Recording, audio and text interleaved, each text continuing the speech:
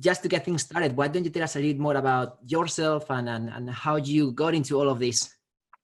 Yeah, I've been doing product stuff for about 10 years now.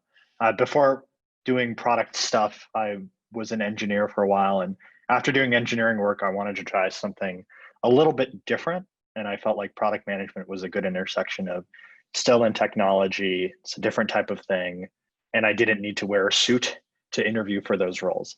And so my first full time, and actually my only full time product management job, was at Facebook, where I was deeply excited about this idea of using data and truth to drive product decision making, which is actually a pretty new thing if you think about it. Products largely did not exist online in a digital form in a way that was measurable until fairly recently. And I thought that was really interesting from the perspective of making product decisions and figuring out where to drive impact. And I saw Facebook as very much the paragon of that ideal. And then turns out in practice, analytics is not quite that simple. And that led me and my co-founder to start Heap and try to make product analytics less of a mess.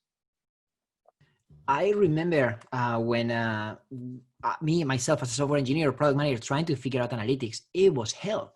Like there wasn't really any friendly solution. So we had to dig into the data, understand CQL and a bunch of other complicated things. And these days it's a thing of the past. Like you can really be very dangerous. Just, focusing more on the business side and taking advantage of tools like Heap. Absolutely. So you always say that as a product person, we have to fall in love with the problem and not with the solution. So I want to dig a little bit deeper into that with you. I guess that analytics was always a big thing for you, but what was that aha moment where you were like, okay, I had enough. This doesn't work for me. I need to build my own product. Yeah. So when I was at Facebook, I was able to take advantage of their very sophisticated analytics infrastructure to ask questions about the product, understand whether we were building the right things, whether we were moving the needle on the business. But what I found was that it was surprisingly difficult to actually make use of that fancy analytics infrastructure as a mere PM. And every time I would have a question, even a question as basic as, who are the people that are using this feature, or how does this feature impact retention? Answering a question like that required me to go bother a developer to write tracking code for me. I don't know if there are any developers in the audience, but I can tell you they don't particularly enjoy writing analytics tracking code. That's not why they got into the job. I have to wait for that engineer to get around to writing that code. I need to wait for that tracking code to go through a release cycle. I need to wait for data to come in. Once the data's in, I need to loop in an analyst and a data scientist and blah, blah, blah, blah, blah. So long story short, by the time I would get the answer to my question, literally months would go by and I needed to loop in 3 different people. And the realization we had is that there's no way we can evolve the practice of product management if it's this difficult to get to product insight. And so we started Heap with this idea of trying to automate as much of those annoying parts as possible and bring product insights to more people more effortlessly. So just give me an idea of the scale of your business today.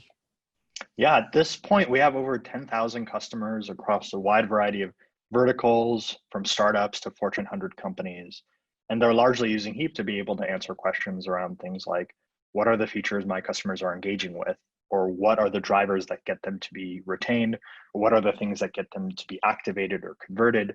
We try to give superpowers to product managers to enable them to answer those questions in a self-sufficient way without getting bottlenecked on engineering.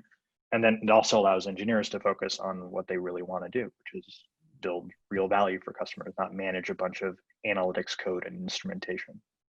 Well, one of the things I love the most about the product analytics space and how it's evolving is that it's not just an engineering thing. Like it's a company-wide opportunity, and having the ability to ask questions, simple questions, not just by a super technical person. It democratizes access to data and access to the truth at the end of the day. Absolutely. Yeah, we've been surprised with just how many people use product analytics within our customer bases. It's largely PMs, but it's not just PMs. It's anyone who needs to understand customer behavior to drive their decisions, which turns out is a big chunk of folks from marketing to sales, customer success, design, support. It's really cool to see. So I want to discuss also a key point, which is building a product within a company, especially at the very beginning, your company is pretty much your product. Obviously, as the company evolves, there's much more that goes into that. So as a product person, was a software engineer that became a product person and then a CEO, I want to know a little bit more about what are some of those overlapping skills? What do you think why do you think there are so many product managers these days that are considering to become CEOs and build their own products? Yeah, I'll answer your question by actually describing some of the differences, because I think that's important. I've always hated the designation that PM is the CEO of the product.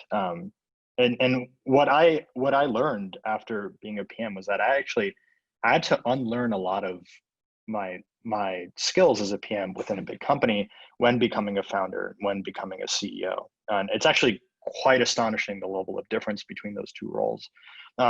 Within a big company, let's say you have over 200, 300 people, a lot more of the bottleneck to success, to customer value, to building a good product, the bigger bottleneck is internal alignment, not necessarily finding market demand. Whereas within a small company, it's all about figuring out that market demand and figuring out that product market fit. And nobody cares about your ability to outline a bold vision internally. You need to be really good at understanding customer pain. So I would say the PM role is very different between a small company and a big company. And I would say the CEO role also varies a lot. When you're at a small stage, it is closer to a product management role. But as you scale, becomes a completely different job. And two of the key differences is one, that PMs don't have to think about resourcing, whereas that is the primary job that a CEO has: building an executive team, hiring, ensuring a strong culture, ensuring alignment of mission and values. That's different than shepherding product market fit. And I think one key difference is that PMs don't have authority, whereas CEOs do. And I think that's an important distinction, because sometimes a CEO does need to push a decision through swiftly in a way that a PM can't. But I'll go back to your question. Sorry for not answering it directly, but I do think one big similarity is the leadership qualities of a good PM, I think, are shared with the just good leadership qualities of a CEO, or really any leader within a company. And that leadership quality is aligning people on shared truth. Ideally, as a leader, you're not getting people to do things because you told them to do so. You're trying to lay out the problem, the opportunity, give people the context so that they can be empowered to make decisions themselves. That's exactly the mandate of a PM. I completely resonate with that, because I come from a similar background, software engineer turned PM, turned CEO. And I was smiling as you were giving this answer, because I can't agree more. Another thing that I've seen evolving a lot, it's the term product analytics. I want to understand, in your opinion, what are some of these biggest misconceptions with product analytics these days? Yeah, I would say the biggest misconception is that analytics is about insights and reporting. Whereas what we've observed with our customers and the broader market is that the hardest part of analytics is the data piece. Not necessarily the analytics that they're reporting, but the actual mundane tasks of collecting the data, organizing the data, making sure it's trustworthy, and making sure it's discoverable for everybody within your organization. Those are the things that actually we've observed keep people from being able to get valuable product insights. It's a big shame, because I think in analytics in particular, it's very easy to see demos that pitch you on fancy visualizations, AI-driven insights, all of these really exciting things that you think you can put into practice, show your boss, show your engineers to make yourself look good as a PM. But in practice, what you're going to end up wasting your time doing is figuring out, well, why do I have two events, both named sign up? What's the difference between them? Or I'm trying to understand this onboarding flow. Why didn't we track 3 of the events within this onboarding flow? And this is where a lot of people get stuck with product analytics. And that's one of the things I always encourage people to keep in mind, is to make sure you have a solid strategy around the data piece, because nothing else matters if you don't. Another thing that I'm very passionate about is learning. I think that we all need to continue learning, no matter what we started back in the day when we were in college. And especially as a founder and CEO, your company has experienced serious hyper growth. So how have you been able to keep up with that growth as a leader? How have you been able to personally learn and grow so you can continue empowering others to do the same? Yeah, I think I think about this a lot, and I don't know that I've cracked the code or anything, but I do know that fundamentally no individual can grow as quickly as an aggregate team of people, especially as that team gets bigger. And that delta between what you can do as an individual and what the organization can do only increases as that company scales. And so really when I think about it, it's like the only way I can really keep up is to make sure that the team is doing well in aggregate. And so really what I need to be able to be good at as a CEO is to be really good at hiring great talent and to be able to be really good at aligning people on shared mission, shared purpose, and shared values. Um, so I spend a lot of my time understanding what great talent looks like, how they work, how great talent works together. And these are the things I try to be really, really good at. It's not necessarily product management skills anymore. It's not necessarily marketing skills anymore. It's talent. It's hiring and alignment. And that's where I think I can provide the most leverage to Heap based on where we're at now. And at the end of the day, I think that that means I talk less, I listen a lot more, I trust the people around me, and I try to assume good intent and capabilities in all of them. I wish somebody had told me this stuff when I was getting started, because terms such as purpose, mission, vision sounded very, businessy and not very tangible. But at the end of the day, like, especially your company grows, especially if they're in different parts of the world, speaking different languages from different cultures, whatever it is, like those are the things that bring people together. Yeah. And I cannot emphasize that enough. So glad to see that, It's the key. It's at a certain scale that becomes the most important thing, and you have to spend all of your time doing that, which is difficult. Maybe you experienced this as well, but it's difficult for me because I love doing product stuff. I love making those decisions. I love getting into the weeds, but at some point you have to step back. Mm-hmm. Yeah. On that point, obviously you've hired a lot of talented people, but at the same time, you have strong opinions about your product because it's your baby. You build it. So how do you draw that line? Or like, do you still somehow voice your opinion, try to help, but at the same time, how do you make sure that the product managers who are shaping that vision and they feel empowered to make decisions? That's a very good question. And I don't know that I've figured out the perfect balance, but I'll tell you what we try to do at Heat. So what we try to do, we're at the scale now where we're making a few different product bets at once. And, and so what I try to do is work with our leadership team and be really crisp about how our vision breaks down into concrete outcomes and areas of effort. And the more you can make that really clear and the more you can align people on your team to those specific submissions or goals, then the less you need to decide things for them. All we really need to do as leaders is just align on the high level goals and the high level problems. Obviously, that's easier said than done. But if we can be really good at what we're trying to do and why and the context around it, then I shouldn't be making these decisions at the individual product level, nor should anyone else at the leadership level at Heap. I also think there is, if I'm going to be a little bit pedantic here, I do think there is, I don't think necessarily product managers should decide what gets built next anyways.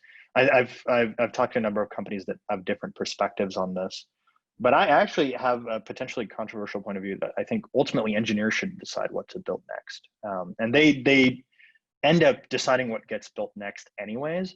And ultimately, it is the job of PMs and really leaders to be able to give engineers the right context so that we can make sure they're building the right things that actually move the needle of the business. And that to me is a whole other fascinating concept. But I think the net of it is that we want to set good high level goals, good high level context, and then empower everybody to make decisions within that context.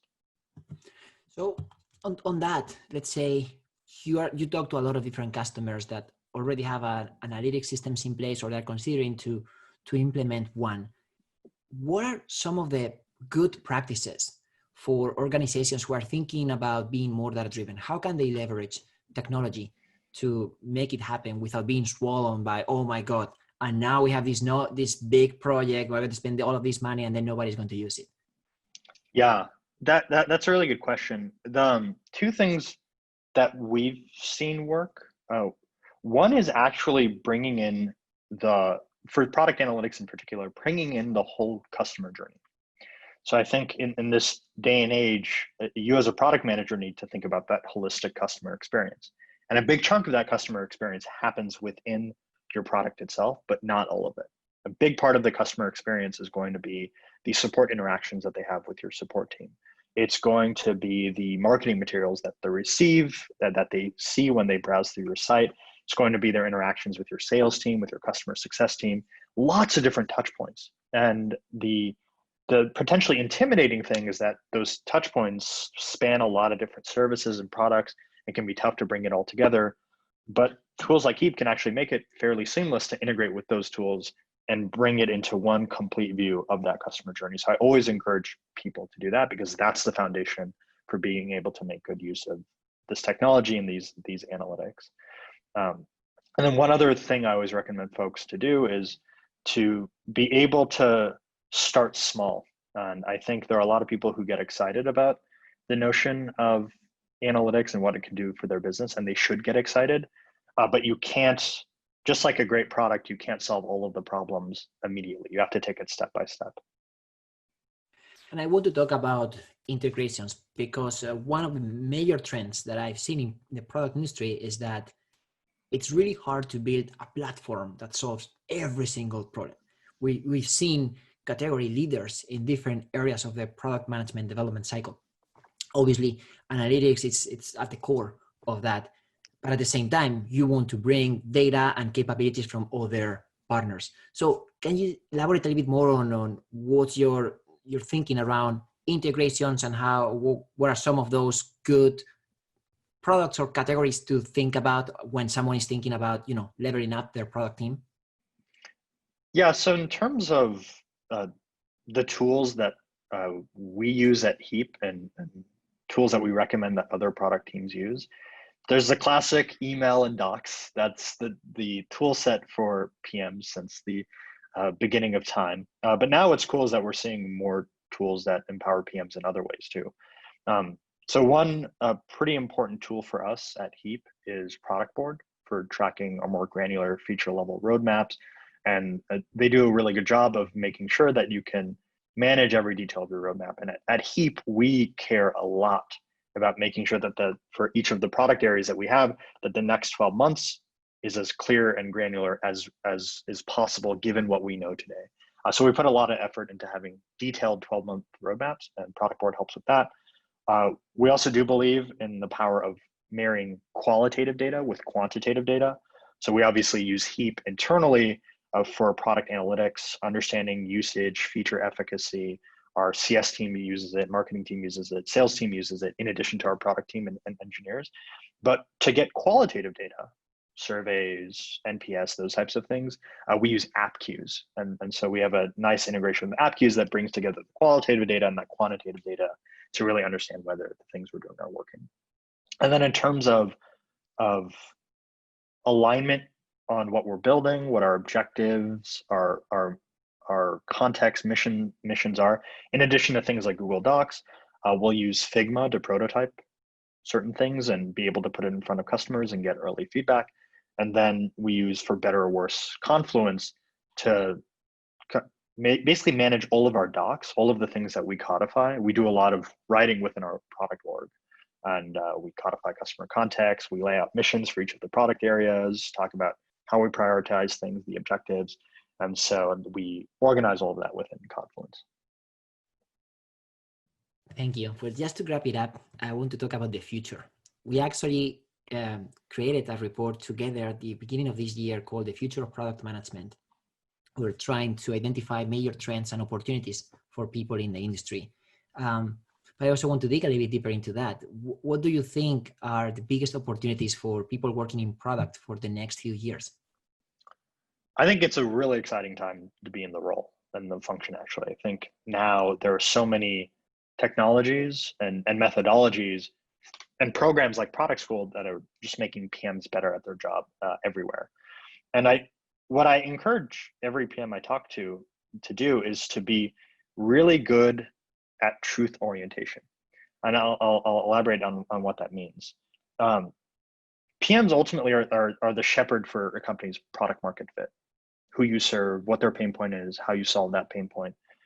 And product market fit is the most essential part of a company. Nothing else matters unless you can maintain that product market fit and iterate on it as you scale. So if PMs are shepherd for the most essential ingredient into a business's success, it is imperative that they be good at understanding that product market fit and to share that context and that ground truth with everyone within a business. Obviously, self-servingly, that means investing in product analytics solutions.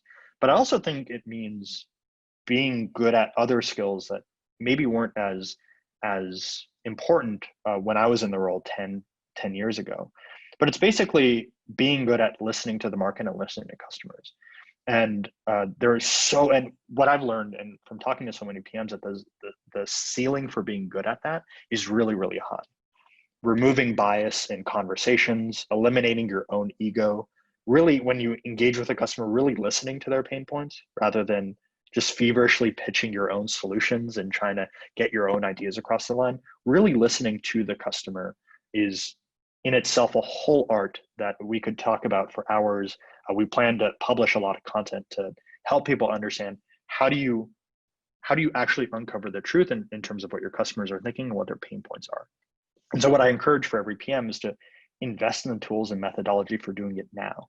Be really good at truth finding. And that's the thing that'll separate good PMs from great. And if you don't invest in those things, given the importance of your product market fit and your role in shepherding that product market fit at your company, it would be irresponsible of you to not invest in being really good at truth-seeking behaviors. Yeah, and it is one of these things that you can't really delegate. I mean, yes, of course, you have teams helping you, but somehow you need to be involved in listening to the customers and truly going there with an open mind instead of just with the solution in your mind, just to kind of validate once you are asking certain questions. So, it's been great. Martin, is there anything else you would like to add? No, I hope everyone is staying safe and sane and that they're able to take care of themselves and their families. Well, thank you for your time and for everything that you guys do for the community. It's a pleasure to collaborate with Heap and share a lot of the resources just to everyone to continue growing in this exciting field. So thank you, Carlos, and likewise to you. Thank you for all the great work Product School does to help PMs do their jobs better.